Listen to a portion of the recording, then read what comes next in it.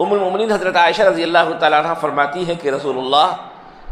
صلی اللہ علیہ وسلم نے ارشاد فرمایا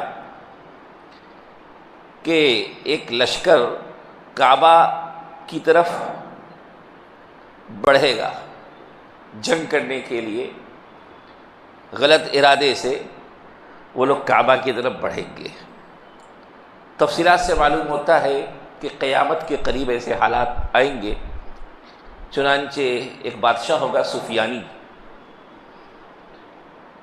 وہ عرب کے علاقے میں ظاہر ہوگا اور دمشق و شام کے علاقے میں فتنہ و فساد برپا کرتے ہوئے مدینہ جائے گا، مدینہ منورہ میں بھی خون خرابہ کرے گا، اور پھر بعض روایت سے پتہ چلتا ہے کہ جب اسے معلوم ہوگا کہ امام مہدی مدینے سے مکہ جا چکے ہیں تو وہ ان کا پیچھا کرنے کے لیے مکے کی طرف بڑھے گا اپنی فوج کے ساتھ۔ تو مکے کے قریب ایک کھلے میدان میں وہ لوگ ہوں گے، بعض کہتے ہیں کھلا میدان ہوگا، یا بعض کہتے ہیں کہ اس جگہ کا نام بیدا ہوگا۔ بہرحال جب وہاں پہ ہوں گے تو اس پورے کے پورے لشکر کو زمین میں دھسا دیا جائے گا۔ یخسف باولہم وآخرہم، اول و آخر سب کو زمین میں دھسا دیا جائے گا۔ اب یہ بات نبی صلی اللہ علیہ وسلم نے جب یہ فرمائی کہ ایسا ہوگا تو صحابہ میں سے کسی صحابی نے پوچھا، یا حضرت عائشہ رضی اللہ تعالیٰ عنہ نے پوچھا، وہ کہتی ہے کہ میں نے کہا یا رسول اللہ، وہ جو بہت بڑا لشکر ہوگا تو اس میں تو کچھ لوگ ایسے بھی ہوں گے جو اس کے لشکر کا حصہ نہیں ہوں گے، بلکہ بازار میں چلنے پھرنے آئے تھے اور ان میں گھل مل گئے، وہ ان کی فوج کا حصہ نہیں ہوں گے، بلکہ وہ آس پاس کے لوگ ہوں گے، بازار میں کسی ضرورت سے نکلے ہوں گے تو وہ بھی ان کے ساتھ چلے جائیں گے۔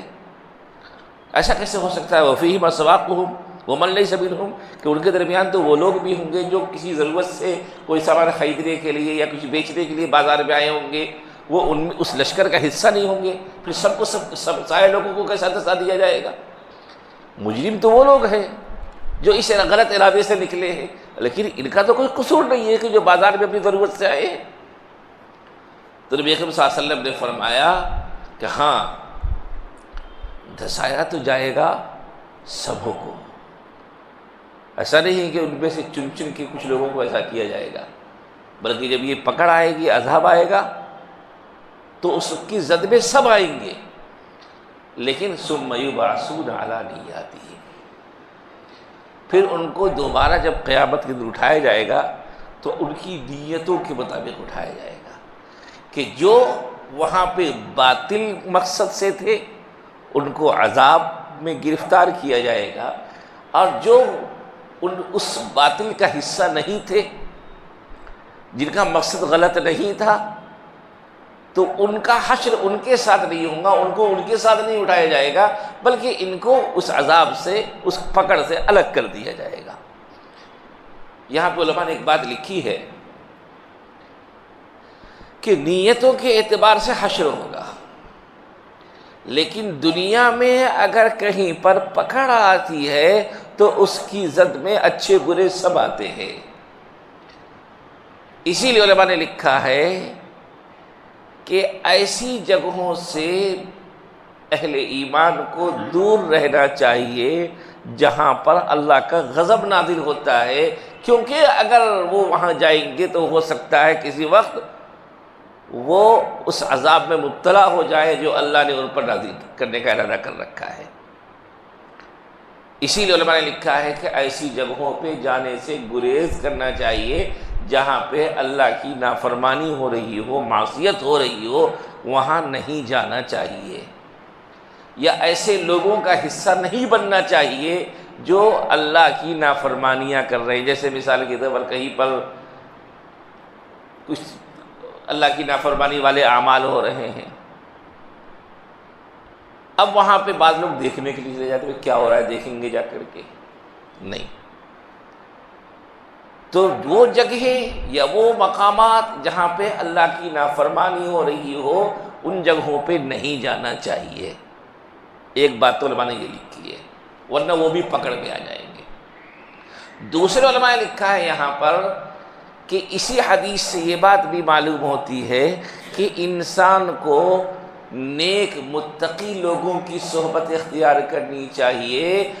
اور برے لوگوں کی صحبت سے دور رہنی چاہیے، کیونکہ نیکوں کی صحبت سے نیکی آئے گی، اور نیک لوگوں پر آنے والے جو انعامات ہو رہے ہیں، جو رحمتیں نازل ہو رہی ہیں، ان رحمتوں کے ہم بھی مستحق بنیں گے۔ اس کے برخلاف ظالمین، طاغین، جو بدماش، جو مکار اور جو شر و فساد والے لوگ ہیں، جو ظالمین ہیں، ان کے درمیان اگر ہم رہیں گے، ان کی صحبت ہمیں بھی بگاڑ دے گی، اور کچھ ہو نہ ہو ان پر نازل ہونے والے عذاب میں ہم بھی مبتلا ہو سکتے ہیں۔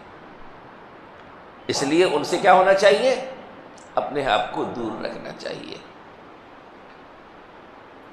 تو جب پکڑ آئے گی، جیسے آج بھی ہم دنیا میں دیکھتے ہیں، کبھی کبھی کوئی حالات آتے ہیں تو وہاں پھر اچھے برے کی تمیز نہیں ہوتی ہے،